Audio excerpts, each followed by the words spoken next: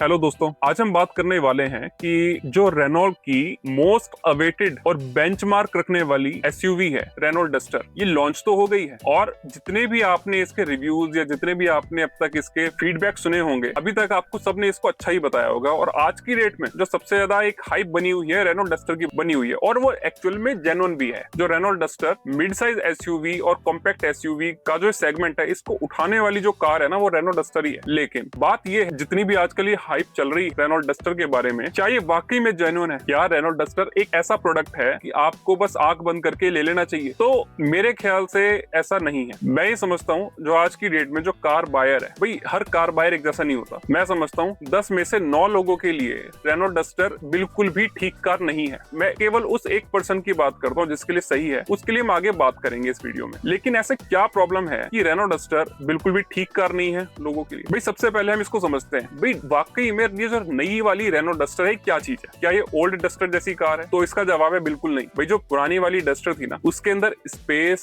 उसके अंदर एक डीजल, ये सारी चीजें अलग ही चीजें थी। उसका इंजन अलग था, उसका प्लेटफॉर्म अलग था। तो क्या ये पुरानी वाली डस्टर जैसी है? बिल्कुल भी नहीं। तो और ये जो नाम इसको डस्टर दिया गया, भाई इंडिया में रेनॉल्ट डस्टर जो फेमस हुई थी ना, वो अपनी एक वजह से फेमस हुई थी, वो था उसका डीजल इंजन। और आज की डेट में इस नई वाली डस्टर के अंदर डीजल इंजन है ही नहीं। इसके अंदर 3 इंजन ऑप्शन आते हैं। एक आता है 1.0 टर्बो पेट्रोल इंजन, सेकंड आता है 1.3 लीटर का टर्बो पेट्रोल इंजन, और एक थर्ड जो इंजन है जिसकी बात अभी हो रही है और अभी तक लॉन्च भी नहीं हुआ, वो है 1.8 लीटर का हाइब्रिड इंजन, जो अभी लॉन्च भी नहीं हुआ। और एक्सपेक्टेड ये है कि शायद वो दिवाली के आसपास जाके कभी लॉन्च होगा। लेकिन अभी हम उस इंजन की बात ही नहीं करते जो लॉन्च ही नहीं हुआ। हम बात करेंगे जो 2 ऑप्शंस है, 1 लीटर और 1.3 लीटर का टर्बो पेट्रोल इंजन। तो पहले वाली जो डस्टर थी ना, उसमें ये जो चीज फेमस हुई थी, जो लोगों को अच्छी लगी थी, वो ये पेट्रोल वगैरह इंजन नहीं थे, वो डीजल इंजन थे। और थर्ड चीज थी, पहले वाली डस्टर 4x4 थी। क्या ये 4x4 है? नहीं, ये 4x4 भी नहीं है। तो इस डस्टर में ऐसा डस्टर जैसा क्या है? तो अगर हम बात करें, इस डस्टर में ऐसा कुछ डस्टर जैसा है ही नहीं। ये सिर्फ थोड़े बहुत उसके लुक्स जरूर मिलते जुलते हैं। और सबसे बड़ी चीज, वो डस्टर फेमस इस वजह से भी हुई थी क्योंकि उस टाइम उस सेगमेंट में कोई दूसरी कंपटीशन भी नहीं था। तो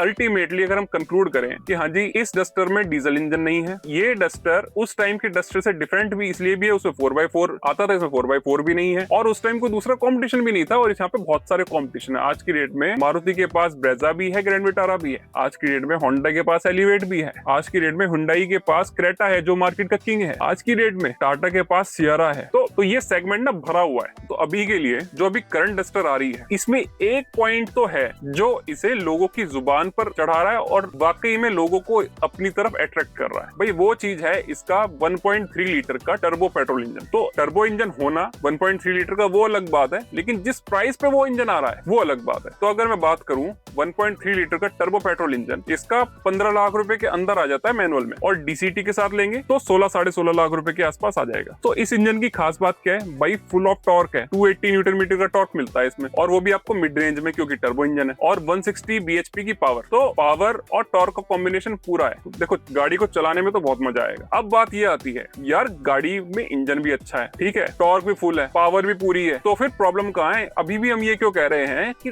रेनॉल्ट डस्टर 90% लोगों के लिए बिल्कुल गलत कार होगी या सही कार नहीं होगी? इसकी ये वजह है, भाई अगर आप कोई ऐसी कार देख रहे हो जिसके अंदर केबिन स्पेस आपको भरपूर मिले, आपको कार के अंदर स्पेस की कमी फील ना हो, तो भाई साहब ये कार आपके लिए नहीं है। भाई अगर आप ये चाहते हो कि आपको केबिन ना थोड़ा एरी फील दे, खुला खुला फील हो, भाई ये कार नहीं है आपके लिए। अगर आप एक ऐसी कार चाहते हो जो आपको एक अच्छा माइलेज दे, और एक या फिर अच्छा नहीं तो कम से कम डिसेंट माइलेज दे, तो भाई साहब ये तब भी कार आपके लिए नहीं है। तो इसमें स्पेस नहीं है, इसमें माइलेज नहीं है। फिर आप कहते हो यार कोई बात नहीं, डस्टर है, डस्टर का नाम है, मैं इसे चला लूंगा, लेकिन जब मैं इसको आगे चलाने के बाद 10 साल बाद, 8 साल बाद इसको बेचने जाऊं तो इसकी मुझे अच्छी रीसेल वैल्यू मिलनी चाहिए। तो भाई साहब in the terms of resale, यहाँ पर भी आपको ये डिसअपॉइंटेड कर सकती है, क्योंकि अभी तो कार लॉन्च हुई है। लेकिन एक पॉइंट है जिसके ऊपर मैं बात करता हूँ, जितनी भी कार्स हैं, हम सियारा की बात करते हैं, सियारा में ना नेचुरली एस्पिरेटेड इंजन आता है, सियारा के अंदर टर्बो इंजन आता है, और सियारा के अंदर डीजल इंजन भी आता है। तो आज की डेट में जितना भी आप देखेंगे, सबसे ज्यादा हाई डिमांड जो कार है सियारा की, वो डीजल में है। तो 2 ही कार मार्केट में एक बेटर रीसेल वैल्यू की होती है, या तो वो नेचुरली एस्पिरेटेड इंजन हो या फिर वो डीजल इंजन हो। बट टर्बो पेट्रोल के साथ ना प्रॉब्लम ये है कि भाई ये टॉर्क तो आपको ठीक ठाक दे देंगे, लेकिन इनमें प्रॉब्लम आ सकती है इन फ्यूचर इनके टर्बो में। चलिए मान के चले वो भी नहीं आती, लेकिन ये माइलेज नहीं देते। और जब भी कोई यूज्ड कार मार्केट में जाता है ना, पुरानी कार लेने जाता है, तो पहले ये देखता है यार देखो मुझे ना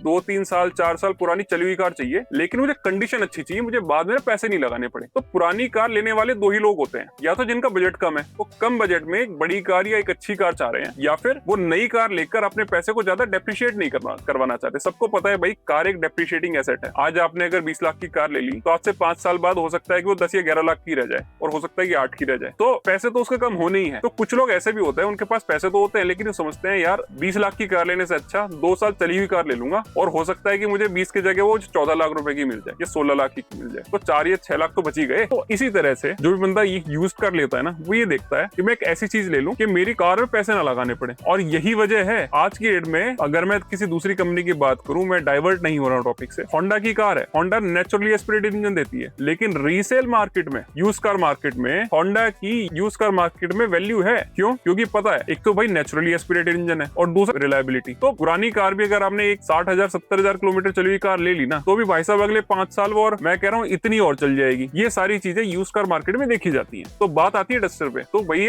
यूज कार मार्केट में इसकी वो वैल्यू आपको नहीं मिलेगी जितनी आप एक्सपेक्ट कर रहे हो, क्योंकि सारी टर्बो इंजन है, वो दोनों टर्बो इंजन है। और last but not the least, भाई अगर आप एक फैमिली कार चाहते हो, आप चाहते हो भाई मैं कार ले रहा हूँ अपनी फैमिली के लिए, पावर थोड़ी कम हो जाए चलेगी, मुझे मेरी कार में कंफर्ट पूरा चाहिए। और कंफर्ट कैसा आता है? आपकी कार में प्रॉपर स्पेस हो, ठीक है? तो भाई वो स्पेस तो पहले ही मैं कह चुका हूँ वो नहीं है। तो दिस इज द थिंग। तो अगर आप ये सारी चीजें चाहते हो ना, आपको माइलेज चाहिए, आपको स्पेस चाहिए, आपको बेहद स्पेस, एरी फील और कंफर्ट चाहिए, तो भाई ये कार आपके लिए नहीं है। तो भाई किन लोगों के लिए कार है? तो भाई साहब जो लोग माइलेज नहीं देखते, भाई मुझे नहीं फर्क पड़ता कार अगर 15 का माइलेज दे रही है तो भी, और कार अगर 5 का माइलेज दे रही है तो भी। अगर 5 का माइलेज भी दे रही है ना, पर मेरी कार जैसे ही मैं पंजा दबाऊं ना, कार उठनी चाहिए। अगर मैं किसी को ओवरटेक करना चाहूँ ना, कार गोली की तरह ओवरटेक कर देनी चाहिए। वो पावर का पंच, वो टॉर्क, वो पूरा मिलना चाहिए। तो मुझे अगर उस चीज से मतलब है, मुझे फर्क नहीं पड़ रहा कितना पेट्रोल लग रहा है, क्या लग रहा है, तो भाई साहब ये कार आपके लिए है। तो सिर्फ अगर किसी को परफॉर्मेंस चाहिए तो, क्योंकि जिस प्राइस ब्रैकेट में ये कार आती है, मतलब 15 लाख रुपए के अंदर अंदर, तो भाई इस प्राइस पर इतनी पावर और इतना टॉर्क कोई कार नहीं दे रही। तो this is the only thing जो इस कार को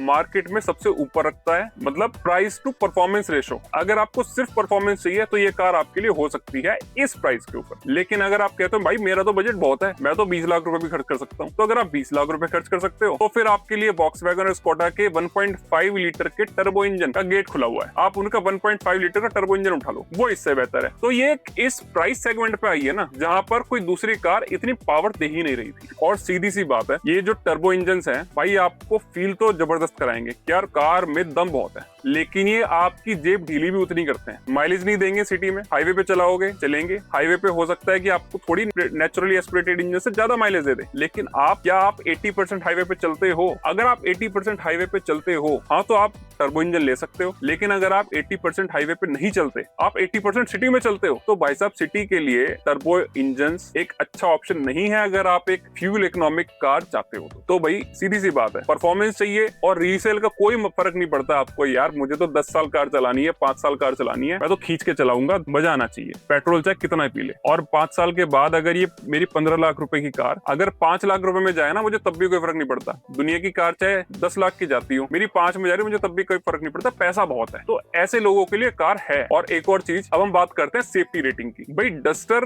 की जो सेफ्टी रेटिंग है, जो नई डस्टर है, इसने यूरो एनकैप में 3 स्टार रेट करे थे। अब ये अगर ग्लोबल एनकैप में या भारत एनकैप में कितने स्टार रेट करती है, पर भारत एनकैप में अगर ये क्रैश टेस्ट के लिए जाएगी, मैं 100% कह रहा हूँ ये 5 स्टार लेके आएगी। क्योंकि भारत एनकैप का ना कोई हमें स्टैंडर्ड्स का पता नहीं है, बलिनो जैसी कार को भी 4 स्टार और 5 स्टार दे देते हैं। तो कितने ऑथेंटिक है इनके स्टैंडर्ड्स और कितने ऑथेंटिक इनके पैरामीटर्स, भाई ये तो भगवान ही जानता है। लेकिन यूरो एनकैप में ये कार 3 स्टार लेके आई थी। अब ये इंडियन डस्टर में कुछ एडिशनल हाई टेंसाइल स्टील लगाई है जिसकी वजह से और बेटर परफॉर्म कर जाए, वो अलग बात है, बट करंट का सिनेरियो ये है। तो एक अच्छी कार है, परफॉर्मेंस ओरिएंटेड लोगों के लिए है। तो अगर आपको एक फैमिली कार चाहिए, माइलेज चाहिए, कम पैसों में चलने वाली कार चाहिए, तो ये कार आपके लिए नहीं है।